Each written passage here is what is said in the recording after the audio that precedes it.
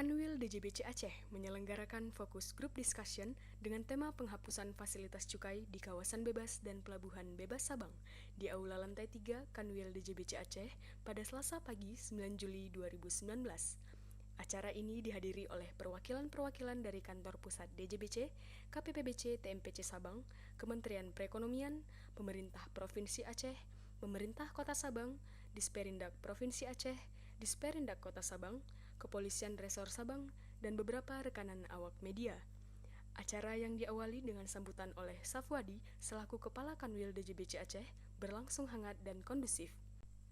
Bea Cukai akan tetap mendukung dan menjadi pendorong kemajuan industri dan kemaritiman serta ekonomi di Sabang, yaitu dengan memberi masukan terkait percepatan pembangunan infrastruktur dan mendorong dibangunnya industri maritim dan pariwisata yang lebih maju.